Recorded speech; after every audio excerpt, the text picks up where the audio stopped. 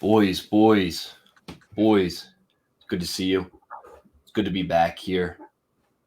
Rob, it's come to my attention that you're now currently in sunny Sarasota, Florida, like a I am. migratory bird. You I am couldn't stand officially it up here anymore? no. I'm officially on snowbird duty down here. I've already gotten in 2 rounds of golf. My first 2 of the year feels great. Mm.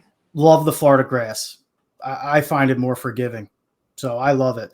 The Good. problem is that I'm now on day 5 of no mobile betting, and I just think I mean, there's a lot of issues with the state of Florida, but I think that's got to be one of the ones that are close to the top.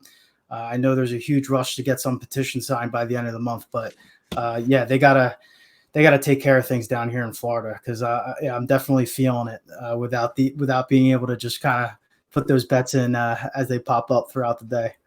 It's funny too, because Florida is such a state where like anything goes. I don't understand Yeah, why they're gambling's so where they draw the line. Yeah, like Yeah. you want to be moral with that. Okay, that makes sense.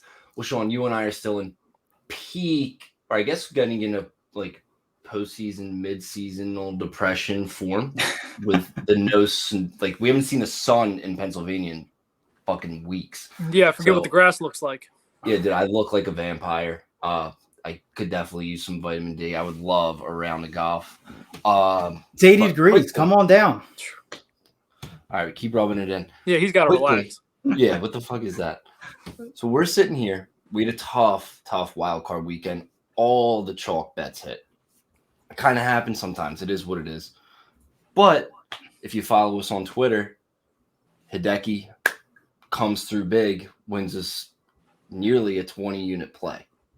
So that alone puts us plus 10 on the weekend with the terrible NFL slate. So Hideki, it's an official bow. Never do a shit bow when you bow to a Japanese It's not a person. shit bow. No Can't shit do bow. a shit bow. No. So we're going to move on quickly from that. I don't even want to talk about it. And I think we just dive deep into what is, in my opinion, the best weekend in football. You get 4 of the best teams, so let's just go. Yeah, I mean, I absolutely 100% agree. Last weekend was a burn the tape kind of weekend. We are putting it in the back burner on the rear view. The true riders still made out on top, so all good there. I want to get right into the first game of the slate, Cincinnati at Tennessee. Tennessee's given 3.5 to Cincinnati, boys. And I think what we have here is 2 evenly matched up teams. I would say probably the most even matchup of the weekend, in my opinion. I know, Sean, that you like the Titans this week. It may even be your favorite play, coming from someone who is on record with absolutely hating this Titans offense and Ryan Tannehill. So I am on the fence here on this one. I do lean the Titans minus 3.5, but I need you to convince me to make that an official play. So help me out here and walk me through this game. What are you seeing? Yeah, it's definitely something that I don't usually do. And I'm going to bet the worst quarterback in the matchup. They have the advantage every other position group in the game. I'll take the better offensive line and the better defensive line and the better head coach. And I think they're honestly, I don't know if this is a hot take. I think they're going to handle the Bengals. I think this is a 2-score game at least. I think Joe Burrow is going to be in for a day. I mean, he's going to make his plays because Joe Burrow is, I don't want to say great, but he's playing elite. I just don't think the team is ready, man. No, how much of an impact do you think Henry has coming back from IR after a long absence? I mean, I'm looking at it as he hasn't been hit in 2 months. I mean, usually at this time of the year, Derrick Henry has 400 plus more hits on his body. I think if you get a fresh Derrick Henry, that's a dangerous Derrick Henry. And not to mention, now they have a 2-headed monster where he doesn't have to carry the full load. Like the Deonta Foreman, like in his proving moments, was able to step up and fill in. You can't fill those shoes, but he did everything they asked of him. So even if Derrick Henry is coming out a little slow before he catches his groove, he does have somebody else, or the Titans have somebody else they can lean on. in that situation. Clearly, he's not going to take the bulk of the touches away from Derrick Henry, but at least it's not like the Derrick Henry show. So because like you say, when you're coming off those injuries, getting hit for the first time, getting hit for the first couple of times is very different. So I think that helps him ease his way into that matchup. And then come the fourth quarter, you come to think of that, he's going to still be fresh. And that's – go ahead, Rob. Do you think – I mean, what do you think of Sean's take? Like, are we really leaning towards the worst end of the quarterback matchup in this one? I mean, I know Tannehill has his limitations, but given the experience, he is the quintessential game manager, I would say, left in these playoffs. Experience, if he can limit mistakes and make plays when he needs to in the play action game, is he really the worst end of this quarterback matchup? I know Burrow had a great game last week, made some really good plays, but as we get through, further into these playoffs, does that inexperience maybe start to show a little bit on Burrow? It's tough to say. I think Joe Burrow is one of those dudes that as soon as he walks into the building, the whole organization changes and the expectation changes. I think it's going to be tough, though, man. That team, you're going to feel them drafting Jamar Chase over Penei Sewell or like building in the trenches. I think you're going to feel that this game. Yep. Looks cute in the regular season. Looks cute in those games where he's going for 250. But in these moments, quarterback, protect the quarterback, get after the quarterback. The toys are everything after. You're going to see that this week. To me, the most important part, to back up Sean's point, that inexperience, Zach Taylor just got his first playoff win. Joe Burrow just got his first playoff win. This isn't the Titans' first rodeo. I feel like they thought they would be here in this scenario getting a first-round bye. I feel like that team believed that. Nobody else did, but Mike Vrabel, that's a damn good football coach. Zach Taylor is too, but them being so far ahead of schedule and them squeaking out a win against the Raiders. And honestly, there's two plays that come to my mind that game could have gone completely different. And you see the Raiders playing the Titans. I just don't think they're ready for this moment. And I think next year they take that next leap. But right now, in this moment, there's no way that you can confidently say that the Bengals are going to beat an experienced Titans football team that is from top to bottom better at every position, like you said, Sean, besides quarterback. And the coach has more experience.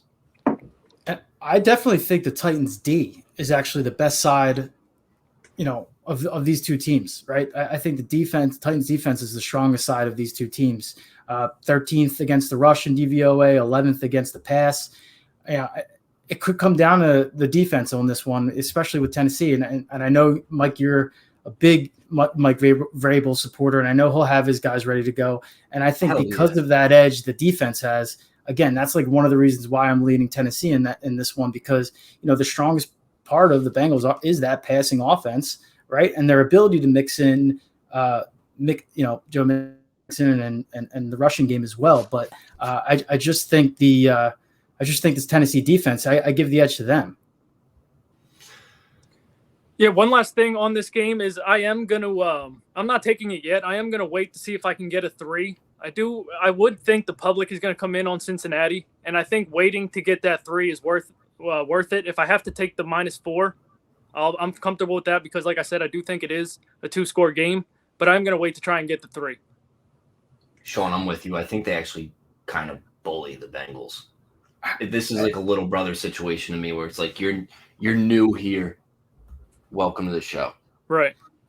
I agree with you guys. I think you're going to have a heavy dose of Henry coming back off of injury. You mix in a little Foreman. You kind of play both those, and then it comes down to that play action attack. And I think Bengals are going to struggle to stop both AJ Brown and Julio Jones. Both of those guys getting some rest, getting healthier. I just think that the timing on this one for Tennessee is big in terms of who they're getting back, their ability to get some guys rested and healthier.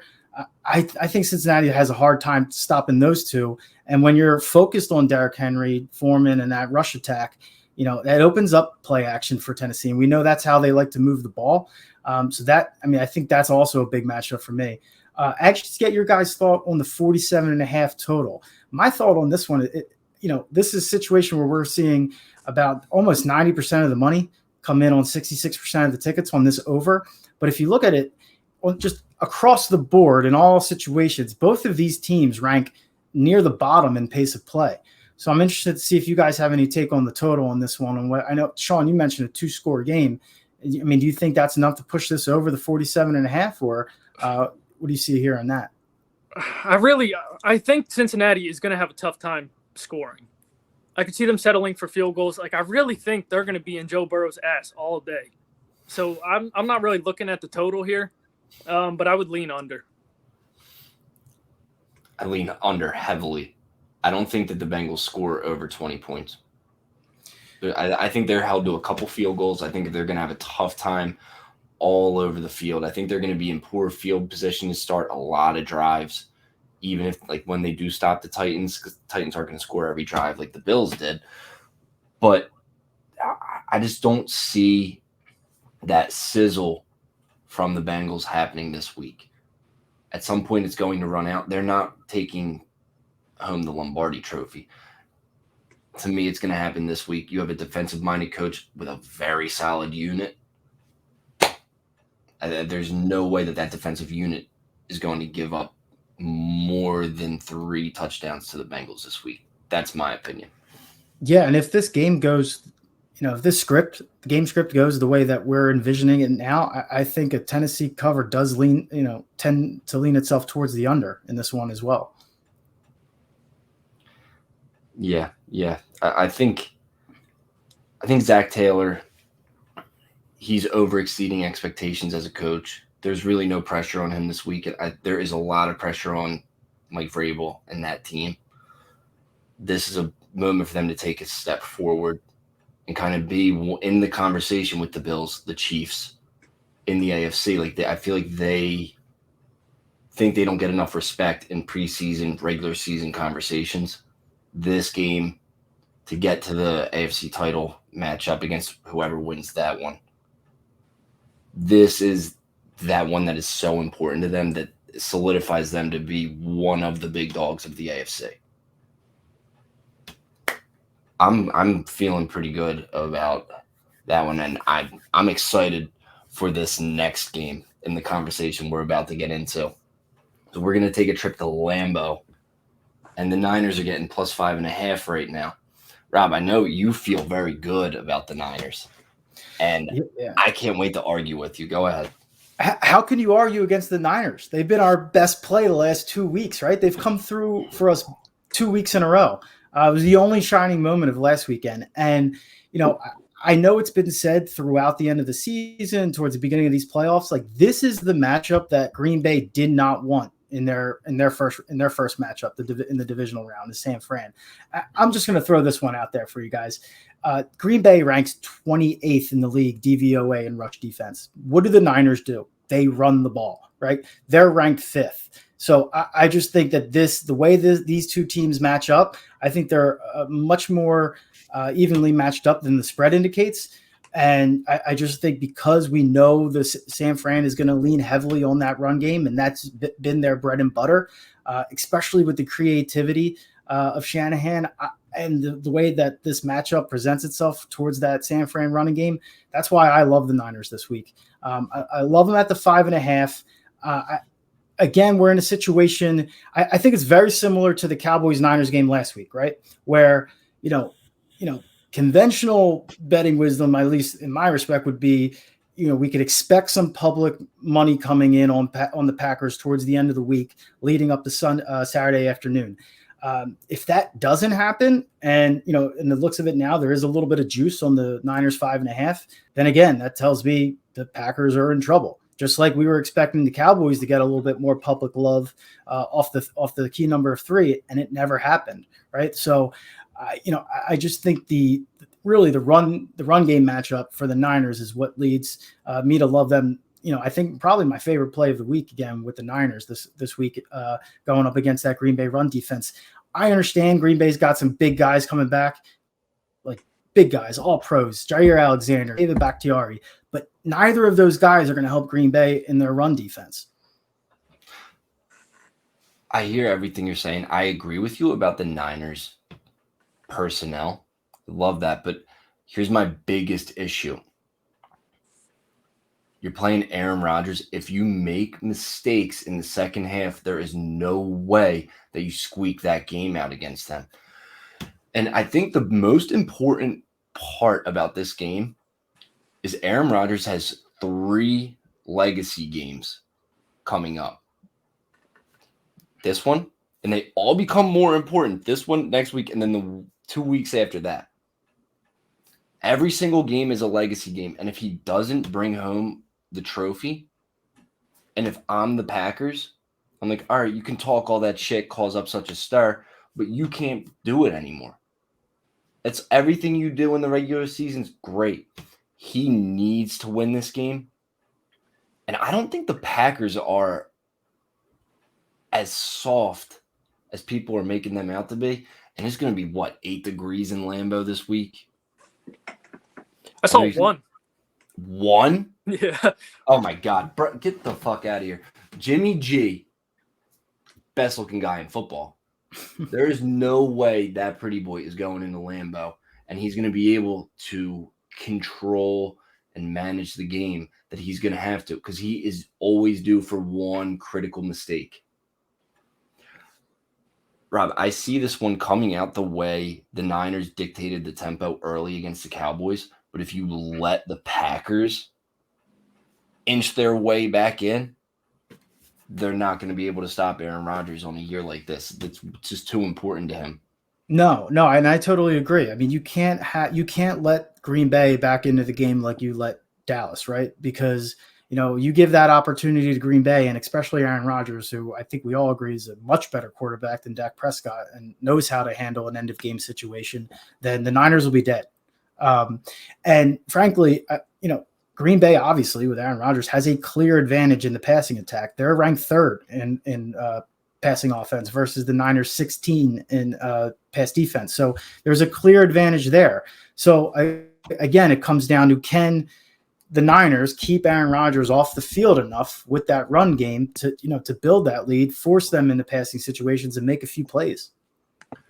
Yeah, and one thing we haven't touched on yet is the Jimmy Garoppolo injury, that shoulder that he sustained last week in the first half. And he didn't look the same after that in the second half. He threw that horrible pick that, he tried to give the game back. But, that's really what keeps me off this Niners side. It's Packers or nothing for me. He did everything in his power to lose that game. He wanted to lose that game, yeah. I saw Kyle Shanahan's beard turn to a different shade of gray in that second half. He was about to lose his fucking mind on Jimmy Garoppolo. And I don't blame him. I don't blame him at all. Between the thumb and the shoulder, and you're going to go play in 1 degree weather. And Jimmy G, in a press conference this week, did say that the shoulder affected him in that second half, which I'm kind of surprised he admitted, but he did. He's already acting like a wounded animal. Right. He's already getting his excuses in there. The Trey Lance by the 3rd quarter. Wow. Okay. Wow. Rookie appearance. Wow. Okay. Let's go. Big stage, bright lights. Good luck with that. Prove that first round pick was worth it. Yeah. There you go. Yeah. I still lean, Niners overall. Again, if they can't keep Green Bay off the field, if they go down early, then then that side's in trouble. I absolutely, totally agree on that. But I'm counting on the fact that, like I said, they're bread and butter. This is a great matchup for that run game. Shanahan's creativity. You're going to see a healthy dose of both Mitchell and Samuel. I really like the way that they've been using Samuel out of the backfield, and it's been effective. And I don't think I haven't seen any defense come up with an answer for that yet. I don't know if the Packers have an answer for that, just with how they've played, against the run for this year. So I think that's big. I'm going to be looking at targeting Niners rushing props, Mitchell, Samuel. So keep an eye out on that. Once those lines go up or later this week, I'm really interested to see where those fall. I also think Kittle's a big advantage for them in this game too. It goes without saying, he's one of the best tight ends in the league. But I think this is a tough matchup for the Packers against Kittle. mean, without all that said, I think we're in for a great matchup. I would hope, and I know we talked about the health of Jimmy G, but it also comes down to whether or not Nick Bosa is a full go, right? And I know, he had the concussion last week. He's limited participant so far as of today. That's going to be huge for him. And I expect him to play, which is why I'm okay with taking the 5.5 now. There's at least on DraftKings, it's about a minus, paying an extra 10 cents of juice on the Niner spread. So I don't know if I can bet or trust on that public money coming in on Lambeau, unless, Bosa were to not play, right? Then you'll see that line shoot back up closer to 6.5, maybe even a touchdown. But I do expect him to play. And if he does give it, it is fully cleared, that line may drop. Another one interesting here is that 47-point total. And again, just like the prior game, Cincinnati and Tennessee, Green Bay and San Fran both ran close to dead last in pace of play, just overall, again, across all, game situations. So do you guys have any thoughts on this one, on whether or not, you lean on one side or another? It's pretty evenly split right now, the tickets and the money on the over under. But I could possibly be looking at that one as well as we get through later in the week, see how that plays out. I lean to the over here. The only thing that's keeping me off is Jimmy G's health, that I don't trust that. But I think with a fully healthy Jimmy G, if he plays the whole game and isn't complaining about his shoulder or whatever, I think they will be able to put up some points. I mean, you can run on the Packers. That's real. Yeah, my fear is if Jimmy G's already talking about it, if he's talking about his injury right now, he's already laying out his excuses. I agree. That's how I view that. It's like, I'm hurt, so don't expect me to do anything exceptional this weekend. And with the Packers getting healthy, getting a lot of good players back, I think that's right on the number.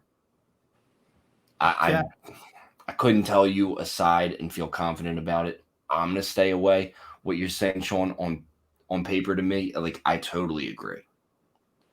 But there's just something about. And let's face it. I mean, when we talk about quarterback matchups in the playoffs, right? We lean towards the better quarterback. I mean, Aaron Rodgers, head and shoulders above Jimmy Garoppolo, right?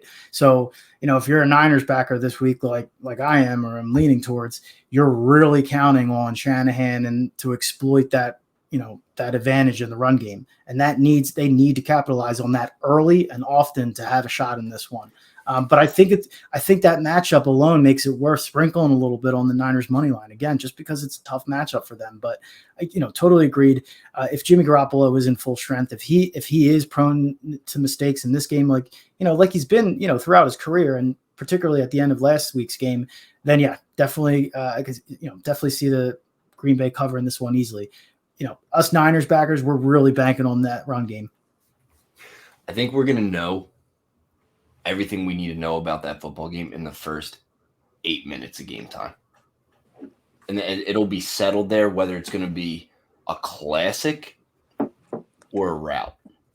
Yeah. I think it's going to be a great one. And I could see this being prototypical. Niners dictate the game style, the pace of play, everything early, and then you see a classic Aaron Rodgers comeback. But there is something to be said about the way he acts in the playoffs in the fourth quarter. He gets a little gun shy. He didn't want the ball, and they kicked the field goal. You need to bring that shit up. There is something to be said about that. Everything's kosher to him in the regular season when it really doesn't matter, and he knows he's going to get him regardless. Because, everybody talks shit on the NFC East, but that division's trash too. You have 4 free wins. So, yeah, and he's that division alive, throughout his career, and his numbers he's got nothing to worry about out there. Yeah, we'll see. That's a good one. I can't pick a side because I don't disagree with anything you're saying, Rob. I kind of agree with all of it, but I also just feel like I can't fade Aaron Rodgers. Not really in this game, but in this point in his career and how important this playoff run is to his legacy, I can't fade him. I could definitely see them winning and not covering easily. But there's just something about the juju in the air on how important it is to him that I just kind of want to stay away from it. Yeah, and you know how good his numbers are at Lambeau, right? Against the spread. he's a stud. Yeah. So yeah, it's tough. It's tough to go against them, but yeah, I just think because of the matchup, that's why I'm leaning the Niners in this one. Yeah, speaking of tough to go against, we got the Rams and the Bucks. Tom Brady. I know you guys have some opinions on this game. I lean to the Bucks. The injuries, man. The offensive line injuries are really keeping me off this game. Tristan Wirfs and Ryan Jensen, those are two huge injuries. And they didn't practice today. They practiced in a limited capacity in their walkthrough yesterday, which really means nothing. Bruce Arians said they wouldn't practice if it was a real practice. And that's really what's keeping me off this game. Can you guys talk me on or off? Have at it. I feel we both took a big breath of air in there. I feel like we're both about to go. Rob, you lead us off. Again, right? Like, what do we do on the playoffs, right? We bet the quarterback, and I think this is absolutely a game that comes down to the two quarterbacks. And when you have the decision to make between Tom Brady, who we've talked about as being the greatest of all time, against Matt Stafford, who we've spoken at length, a couple of weeks ago about how bad his numbers are against 500 teams, especially late in the season. Now he's going on the road to Tampa in a big divisional matchup. I'm going to side with Tom Brady in that matchup because I think that's what it's going to come down to. These are two solid run defenses, right?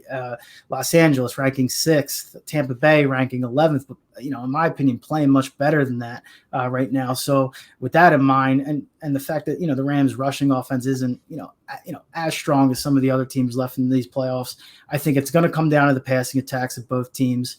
And in that regard, I'm going to side with Tom Brady.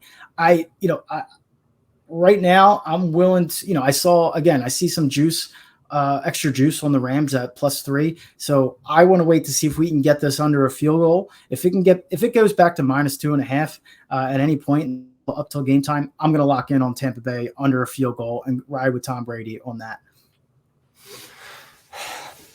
My biggest issue, so it's funny, I bet the Rams early in the week, cashed out, taking a minuscule profit because the juice. And then I flipped it. I'm taking the Bucks. So the Rams dominated the Cardinals. But if they got a mediocre Kyler Murray, that game's like Kyler Murray looked horrific. Kyler Murray looked like everything we say he is in that game.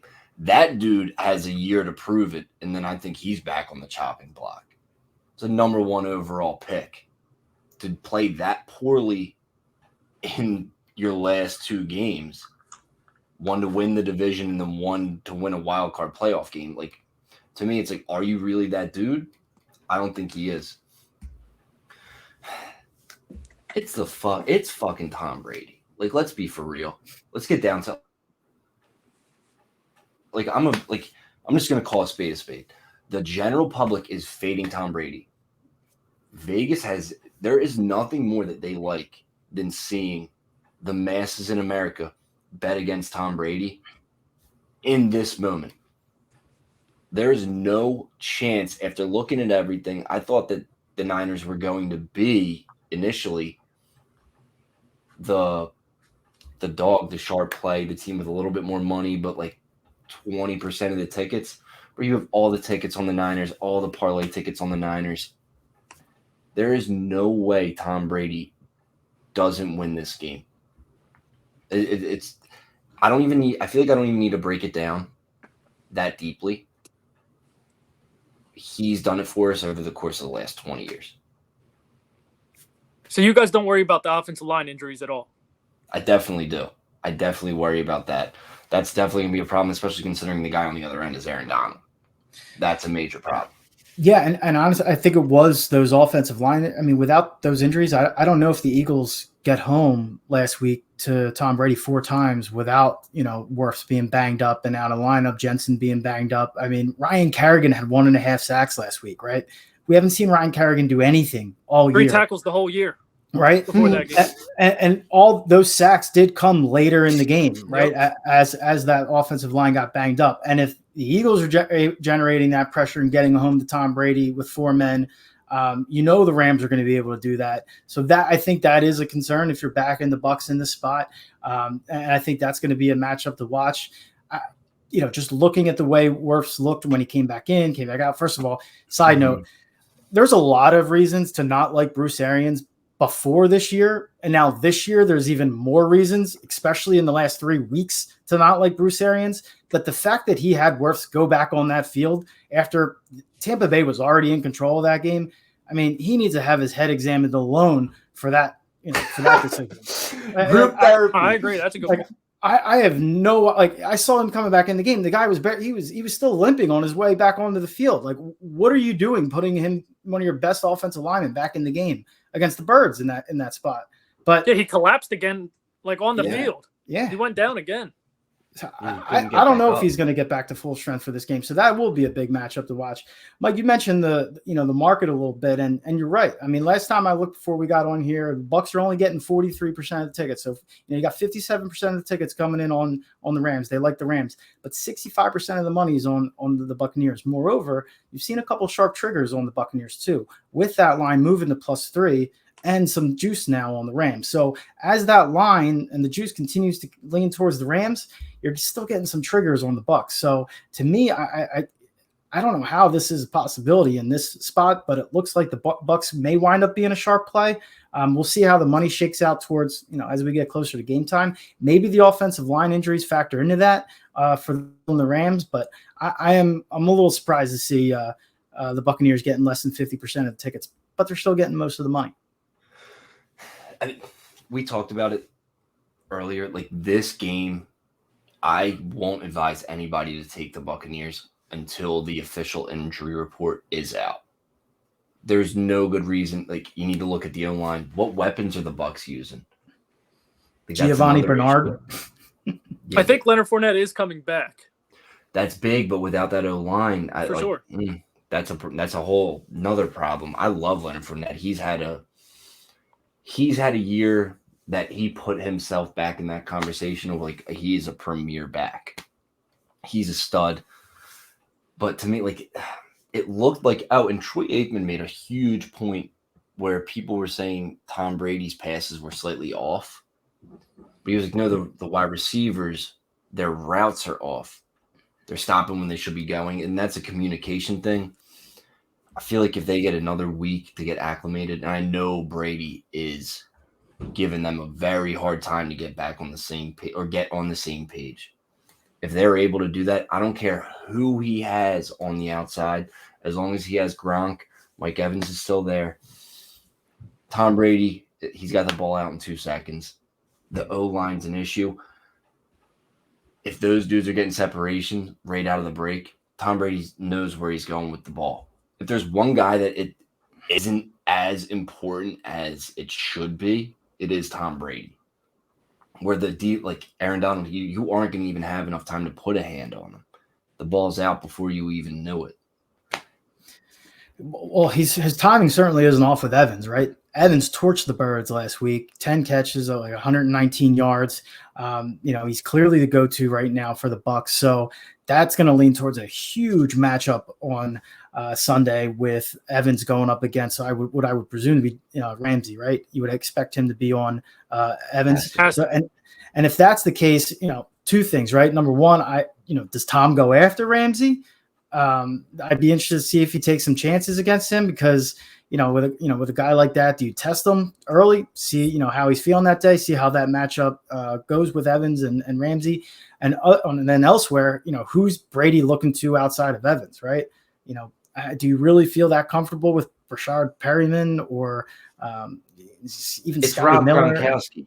Yeah, come on, but they didn't need him against the Eagles. That's why that bet didn't hit. Yeah, if they needed him in that moment and the Eagles were keeping pace a little bit, then Gronk's getting more catches, Gronk's more in the mix, but they didn't need him. And then you saw it when you had O.J. Howard out on the field, Cameron Brate out on the field a lot more than they normally were. I think this week you're going to have a very good Rob Gronkowski showing, and I think they're going to lean on him heavily, especially on second and long, third and short. It's just going to be a Gronk special. Yeah, well, and the other thing, you the Rams are not going to give the Bucs receivers 10 yards of cushion like the Eagles did last week. I mean, Steven Nelson was given a 10-yard cushion to Scotty Miller. Scotty Miller wound up with 1 catch on the game. I mean, I know we were back and forth in the chat on Sunday, and I was like, 10 yards to Scotty Miller? I mean, what are you afraid of? And we talked about that as being one of the keys to the game for the Eagles, and they were not aggressive at all in their coverage. I don't see the Rams playing that way, their coverage that way, knowing that Tom Brady is, a 2-3 step, 1-2 and out, right? Like, especially if they could generate pressure with a weak Bucs O-line, all the more reason to press those cornerbacks, right? To combine that pressure and Brady's quick release, try to get on them early and and make them earn that separation at the line. So I mean, they're going to see a much different defense this week in the Rams. So that could present a problem for Tom Brady if he's not getting the protection that he needs. I feel like something that concerns me too is that the Rams were pulling out the trick plays against the Cardinals. Like, I mean, Odell had a better passer rating than Kyler Murray going into halftime. More passing yards too. That's fucking nuts. But to me, the Rams don't look confident enough in who they are to go into Tampa and go toe-to-toe with Tom. Like, when you're doing that cute stuff against Arizona, who's limping in and limping around the field, that's all well and good, but this is a put up or shut up game, and is this game important for Matt Stafford's legacy? Absolutely. Yeah, I think it is too. Yeah. And I'm a Stafford fan. I'm a Stafford supporter. I hate that it had to happen like this. That's the way I'm looking at it. Like, I'm sorry, buddy, but we're going to have to put you down. Yeah, he's fighting that narrative that we talked about, right? Can't win a big game against a good team, right? I think was it November or later, he, against 500 or better teams, his numbers against the spread and straight up are abysmal. So it's another situation, another spot there where, he's got to overcome that history and that narrative, right? So I think it is a legacy game for him, especially with all the hype that's been around the Rams from the beginning of the season. I want to get Sean, your thoughts on this total at 48. You mentioned earlier about leaning towards the over. I'm seeing just a lot of tickets, a lot of love on that over. Why should we follow 80% of the tickets and 98% of the money as opposed to kind of going against all that love, like we usually tend to do on some of these spots and make it a contrarian play? Yeah, I think both offenses are. I'm honestly kind of torn on the total, because I do think the Bucs are going to struggle. But in the back of my mind, I just keep saying Tom Brady. Like, Tom Brady's going to find a way to put up 24, 27, 28 points up on somebody. And the way the Rams looked last week, they should do the same thing. Personally, I think Matt Stafford's probably going to blow it somehow. He just can't get that lion blood out of him. The Detroit runs through his veins. I think he is who he is. I don't think he's a generational guy. He's going to find a way to fuck this up. So I'm staying off the total. But in theory, they both should be able to score on each other. I agree. Is Matt Stafford the fall guy for this game if the Rams lose? It can't be Sean McVay, right? Because everybody loves him. It should be Matt Stafford. They should win this game, right? The Rams should be expected to win this game. It should be both of them. The Rams are right now, and I'm looking at who's in the lineups in this current moment. The Rams can't lose this game. Right. Yeah. I mean, with who's out for Tampa Bay and who's banged up, I mean, the Rams couldn't have asked for, better injury luck, right? In the situation that they have right now, with Tom Brady, he has limited weapons, he has limited protection. So this should be the Rams game, but again, like we all keep saying throughout this, it's Tom Brady, it's Tom Brady. So I'm not ready to fade Tom Brady. I know this was a tough matchup for him earlier in the season. I could see things going right. So I mean, they beat up the Bucs earlier in the year.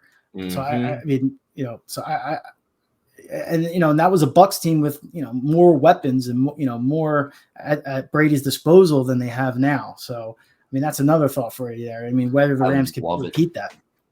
I love it. Give me the Bucs. Brady doesn't forget. He hasn't forgotten shit over his career. They were saying the same thing about the Saints last year. Yeah. Beat them twice, played them in the playoffs. Different Smell you later. Different story. Yeah. Give me Brady. Don't even give me the Bucs. Just give me Brady. Yeah, right. See, if I could take that, I'm down with that. Yeah. If I can eliminate all the injuries, I'll take Brady. I'm not betting against him. Yeah. Boys, I want to get into what I think is this is a good one. This is a really good one. And it's a shape. I love how the NFL is making us wait. They're going to give us a taste of these 3 great football games, but like this is the one. And Buffalo's going to Kansas City. Buffalo's getting 1.5. And I just feel like we have to just cover all the bases with it. I'm going to start out I'm just going to say it. Give me the Bills. Give me the 1.5. I love it. I don't need the points. Give me the money line. Give me Bill. I think it's at 105 before I checked on here. Anything better than 105, anything better than even money, I'm on the Bills. I'd lock that in now because I could see that coming down. But I just think that this is like we've said this, I think, a couple of weeks ago, and we're leading up to our show today. Like the Bills are built to stop Kansas City and to beat Kansas City. Like that's how they've retooled their team.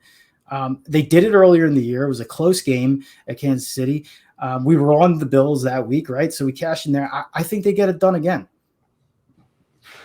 This is all they've been thinking about for the last couple of years. This is the one for them. Is Josh Allen ready to take that step forward? That's what it really all boils down to at the end of the day.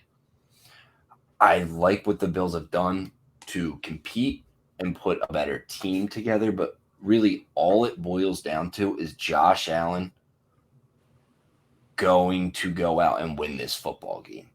He's more than capable. We've seen him do it in many games across his career so far where he's more than capable of handling his business. But this is the one, and this is like his Achilles heel is this team. Sean, do you think he's feeling nervous or confident going into this matchup? After what I saw last week, I think Josh Allen is on a little revenge tour. All right, we struggle with the Patriots sometimes. All right, let me put that to bed. Kansas City, you guys are the big dogs around here. All right, well, I'll be there Sunday night. I think he shows up in a big way. I think he shows up with his legs. I think he's a game breaker, and I think the Kansas City will struggle with him. I'm not impressed by Kansas City's defense. Nothing about them is special to me. And that's why I lean to the over. I think both teams are going balls to the wall here. I think they both know they're both going up against 2 powerhouses. I think it's going to be a lot of 4th downs, like going forward on 4th downs. I just think you need touchdowns in this game. And that was Buffalo's problem last year. They kicked a bunch of field goals, and they came up short. Can't do that. That can't happen. You have to score touchdowns in this game. The numbers back that up, Sean. I mean, Kansas City's defense, I said this to you guys before we jumped on. Kansas City's defense is the worst side of these 2 teams on Sunday night, ranking 20th against the rush, 24th against the pass. It's not a premier defense. So, and Kansas City's offense on the other side is going up against a very strong Bills defense that we keep saying is built to stop Kansas City. Buffalo's pass defense ranks number 1 in the league. Rush defense ranks number 9. So, Kansas City's offense is running into a buzzsaw, in my opinion, a much stronger defense than they saw the other night in Pittsburgh. And if Kansas City gets off to a slow start like they did against Pittsburgh, this one could be over early, right? Like this could easily be over early. I just think the Bills defense matches up very well against the high-powered Kansas City offense, right? They can match strength on strength in that passing game. And if Kansas City is breaking through and scoring points on Buffalo, Buffalo's going to be, and Josh Allen, they're going to be able to score points on Kansas City as well up against that defense. Yeah, they did it on Bill. Yeah. They go 7 for 7. And we talked. Who the hell saw that coming? And we talked about how good New England's defense was, right? They were top 5 in both rush against the rush and the pass on defense. And that's what we talked about. Buffalo going in up against the buzzsaw of a defense, and they tore them to shreds, scoring 7 straight touchdowns, right? And now you're going up against a much weaker Kansas City defense. So even if Kansas City is able to put up points on the Bills defense, which I think is going to be tough to do, I don't think the Bills have any problem moving the ball and scoring against Kansas City. I mean, absent some, wild Josh Allen decisions or plays, or, I mean, even if Kansas City's defense really shows up with their lunch pail, I just think it's a bad matchup for them against this Bills offense. You know what? This might be a bad comparison, but it literally just popped into my head. This Bills run, catching stride right now, reminds me of that Titans run where they made it all the way to the AFC title game. So for some, they're catching their stride, not going into the playoffs. Like when they put their foot through the door in the playoffs, like, oh shit, we're here. Like we're here to fuck somebody up. Yeah, they kicked that door down. Yeah, they didn't even put their foot in. They didn't even knock. They don't give a shit. They kicked it off the hinges. That was disrespectful what they did. And nobody saw that coming. That kind of blowout. No way. Like that. Yeah. And if you say you did, you're a liar. You're a liar. For what it's worth on the market, I mean, listen, Buffalo's getting less than 40% of the tickets on the spread. They're getting 80% of the money. That is a clear signal for me in backing the Bills here, right? When you're only getting, 40% of the tickets, but generating 80% of the love, I mean, to me, that just screams Bills right now. And with that in mind, it's like the 1.5. I don't need the 1.5. Like I like the Bills outright. But I'm glad you just brought that up. I was just going to ask you, do you guys think that they're begging you to take the Chiefs? And it's only at 1.5 in Kansas City. Yeah, they're telling you that Buffalo's a better team. That they clearly are. So they're begging you to take the Chiefs. And the public is. People are taking that bait. Yep. That's a scary thought. And I saw that opening around 4.5. Just to be fair, let's be real. The Chiefs are the Chiefs, and the Bills have been the Bills against the Chiefs. Besides this season, but right now, when I saw where it opened, and I'm seeing where it is, and looking at the market, it was a 2.5. I think it opened up at 2.5, right? Yep. And it's come down a point. I mean, it's coming down. Even with all those tickets coming in on Kansas City, it's still the line's still moving the other way. I just think this is a fade the public kind of play. Ride with the money, ride with the Bills. If you want the 1.5, take it. But I like them outright. So do I. I think the Bills actually handle business. And I don't want this to sound like we don't know what the fuck we're talking about. We know exactly who the Chiefs are and what they are capable of. Sure. I don't want this to get twisted by any means. The Chiefs have been looking good, but Rob, it's like what you've said, and I've seen a lot of people talk about how good the Chiefs defense has been playing of late. And it's like they look better than they did the first month. Yeah. But everybody is at some point going to look better it's tough than not you did to. That month. Yeah, that's what I mean. It's you're the ugly duck.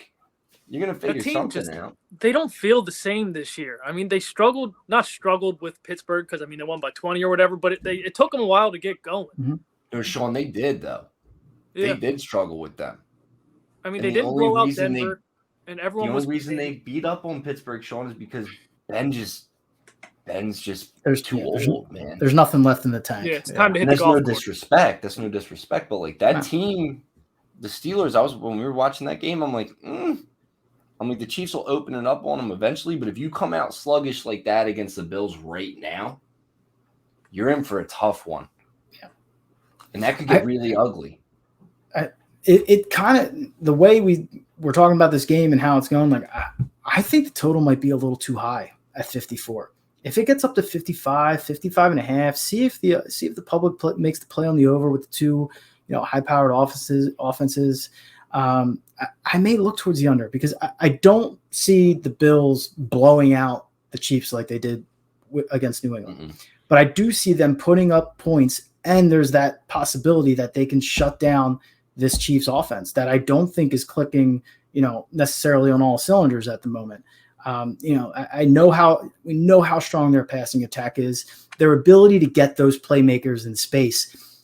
I mean, that's another thing we could touch on, right? How many different times has Andy Reid throughout his career kind of revolutionize. I don't know if that's too strong of a word, but like the way he's just kind of went about his offense and developing these new aspects of his offense as he's gone through, his career. And now with these Chiefs and what he's doing and his ability to get guys like, Pringle, Hill, in the space and get the ball in their hands early at the line of scrimmage and just to let their speed take over. It's really been something like fun to watch. But again, I just think Buffalo, this is what they've prepared for, right? Like they've built their team up. They're the number one pass defense in the league. So I would think that they're ready for that. And I think if they can stop, the Chiefs and their playmakers at the line of scrimmage and not allow them to get into open space early, I could see this going the Bills' way very early. I think this one really boils down to, I think both quarterbacks are going to have very good games. Whatever defense stops the other team in the red zone, you don't need to do it a bunch. You just need to get a couple of them. Whoever holds the other team to, 2 field goals, that might be the difference. Yeah. Holding 2 field goals as opposed to 2 touchdowns, that 8-point difference to me is like that could be the deal breaker. Actually, not could be. That is going to be the deal breaker. Just like we yell at the Eagles and Sirianni all year, like Sean McDermott, do not abandon the run. The Bills can win this game on the ground first, right? Like they have the 4th ranked rushing offense. I already said, like the Kansas City's ranked 20th on their rush defense. Like they can move the ball on the ground on the Chiefs to set up and help alleviate some, some play action or open things up a bit for Josh Allen. So I would look for them to get it going early on the run before they start, flinging the ball around. And because I think they could do it. They could exploit that matchup in this game. Just don't get away from it, because we've seen the Bills get away from the run. I know we were on the Bills in the last couple of weeks of the season, backing them in some pretty big spreads. The Tennessee game comes to mind, like where they just they abandoned that run game, especially in the red zone, where I think they really have an advantage in this game on the ground. Yeah, don't abandon the Josh Allen run. I mean, he is built like that, and I mean he just breaks those plays, and it's backbreaking when you're covering dudes up and he just scrambles for 20. I mean, especially for a subpar defense, right? Where you need as many stops as you can get. And if you feed in and you have those breaking plays, to your point, Sean, then all the more reason to like Buffalo in this one and that matchup. I think you give them the keys to the car. Like this. If I'm anybody in that organization, like whoever it may be, I'm giving you the keys to the car. Whatever you feel, whatever you see, you've earned it, and you are our guy at this point. We're pot committed to Josh Allen. This is your moment, dude. Just let him go. Let him spin. Whether it be on the ground, in the air, he could do it all. Sean, I feel like I saw you. You were about to go, kid. I don't know, man. I don't know. No, I don't have anything. All right. Well, I feel really good about those breakdowns. It's a great slate. It's a great slate. It's the best weekend, man. Yeah, it's not I'm excited. Yeah. And everybody's earned it at this point, because there's always those couple teams that get to the wild card where it's like, I don't really care enough. The Eagles being the main one. The Eagles, the Steelers, the Raiders, they kind of earned it. Yeah. I'm not going to hate on them because they got themselves there. They put up a good fight. But this is the weekend. Yeah. I'm really excited for it. I feel like we have a lot of good angles, a lot of good plays. How do you guys feel about anything exotic catching your eye? I mean, I'm just looking at some of these numbers, and I think I don't want the 1.5. Like I said, I like the Bills outright, but the idea of teasing the Bills over a touchdown, I like that. And if I'm going to pair that with with somebody else, the only other number out there that really catches my eye in that regard, I'm not teasing past 0 on the favorites. So maybe, the Rams, putting them, it'd be 9.5, right? Depending if you're going 6.5. So if I'm looking at teasers, I'm definitely looking at the Bills to put them over a touchdown, and possibly the Rams too, to keep that within 2 scores. See, I don't even like the way we put together teasers nowadays anyway, we take alternate spreads regardless. We're picking our numbers because FanDuel, DraftKings, they're all hoeing us when we put in a straight teaser. It is what like they are. You get much better odds when you put it together yourself. And honestly, dude, I can't even look around this slate. I don't feel that good about teasing the Rams up. I don't feel that good about teasing the Niners up. I don't feel good enough about teasing the Packers down. I got no feel for how you can extend it. It's the Bills for me. It's the Titans for me. Because I could definitely see that Titans game getting out of hand like we were talking about earlier, Sean. So I don't want to make people exposed and take the Bengals at 10.5 and the Titans just beat that ass. And then your teaser's just blown up Saturday at 6, 7 o'clock. That could be a problem. Yeah, I don't have anything exotic. Nothing special here. It's really just Titans for me. Come Sunday, I have a feeling I'm going to pull the trigger on the Bills. But right now it's just official Titans for me. I like it. And to me, honestly, at this point too, in this given moment in the season, the player props those lines are so spot on. There's only one guy that I like, and it is Rob Gronkowski again. They're going to need him in this game. And I think he's going to get a lot of targets. I think he's going to get enough receptions, and I think he should go over. I'll have to see what that number is, and that's on me to not know it off the top of my head, but I'm not even sure if they fully released it yet. But that's something I'm definitely going to be looking at. Also, follow the Twitter. Bro, like, we can take you to the water, but we can't help you drink it. Follow the Twitter. We are positive in every goddamn sport. We'll pay for Valentine's Day for you. The fuck? Get your shit together. And we're giving away more than picks now, right? We got some gear lined up too. Yeah, shit. And we're giving people can say a lot of things about me. They can never say enough style. Got you. I'll have you looking good. Don't worry about it. We're giving away free gear, and there's going to be a lot of good giveaways coming up, too. We got a lot of things in the works. We probably have the best public relations team in the country behind us. There's going to be tickets, gear, merch, you name it, we got it. It's coming out to you, and this is all paid for by what we're talking about right here. All right. Boys, I feel good. Yeah, I'm really looking forward to this weekend. You couldn't have asked for better matchups. I mean, across the board, these are all really good matchups, and it is the best week of the NFL season for all the reasons you said, Mike. So I'm really looking forward to getting into it. Absolutely, boys. Until we meet again, everybody, good luck with whatever you decide to do. Tail, fade. If you fade, forget about it.